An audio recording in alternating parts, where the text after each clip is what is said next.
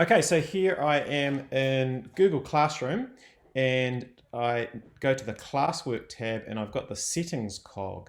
And when I click that, if I scroll down, there's this brand new option that appeared for us on Good Friday. So we want to turn this on, we want to generate a Meet link, and that creates a specific Meet link for that Google Classroom, and we can turn it on and off to be visible for students. So we want to save that setting, and then I'll show you what that looks like. So now you see on the Classwork tab, you have got this link here for Google Meet. So when you click that, it takes you in to an individual Meet for that particular classroom. So another way that you could share that Google Classroom is if you go back into this meeting and you copy that link, and then you can paste that link into an announcement as a link into the stream. And post that, and students will be able to get into that by clicking on that link. So again, two ways: Classwork tab, click on the Meet, or post the link into your stream. All right, now this is how a student would view, and notice the link is in a number of places. It's automatically added the Meet link there. It's also in the Classwork part, and because I added it in the stream, it's also there. So any of those three ways, and the student will go in, click the link, make sure their camera and audio is going, and it's always good to get them to mute just before they join. And then they click that. They'll get some information about joining information, but away they go. All right, so now we've joined a Meet and we've got a few of our other classmates here with us, ready to deliver our lesson. Just a couple of things, just a bit of etiquette. Make sure it's always good to greet with a bit of a hand signal, because hopefully students have been following instructions and they have joined by muting.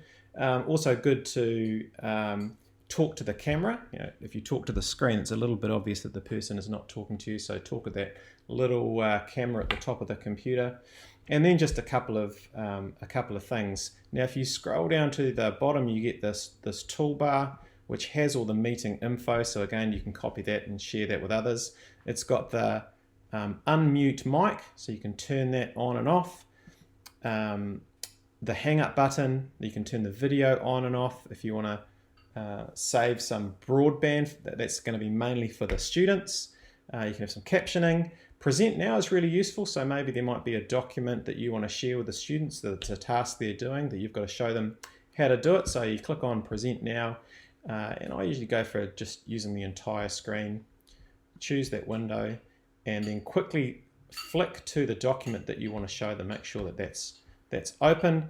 And then I always make sure, hey, look, fellas, can you see that screen? Because sometimes you can be talking away thinking you've shared your screen and they can see the document when in fact they haven't.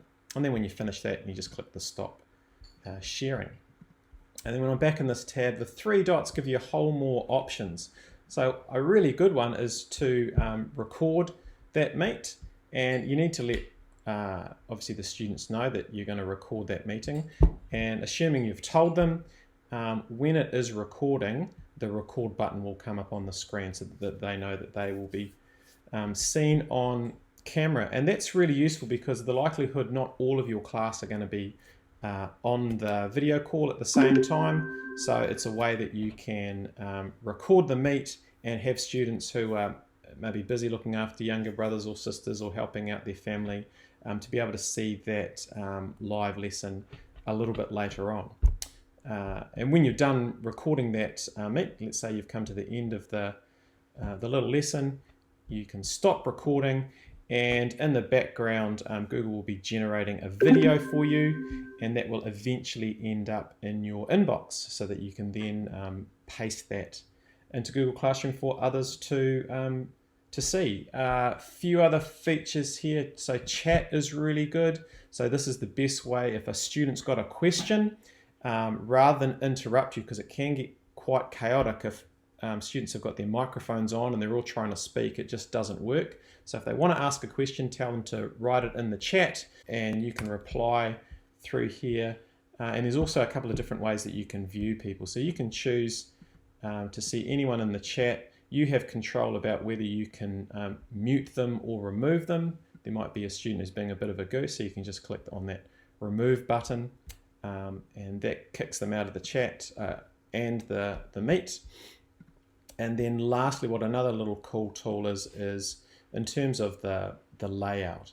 So you've got a couple of different layouts. You can see them all, and this only works for up to 4 people. Obviously with a class you might have more people on the Meet, so that there's this other add-on that I'll share the link with you, and this allows you to tile up to 100 people all on one Google Meet. So that's quite a neat function, so you can see everyone in there on your Meet. And then when it comes to the end of your class, give a nice wave goodbye and hang up, and that will mean that those students will no longer be able to join that Google Meet unless you are there. So give it a good 5 stars, and thanks for the feedback. And so now that we've received that email telling us that the recording's been uploaded, what we can do is go back into our Google Classroom. We can edit that post in the stream that we said we're going to have the link on. It's in our Google Drive, the movie file, and it's there. Will be sitting as one of the most recent ones. So you can just add that, and that will sort out all the share settings for you.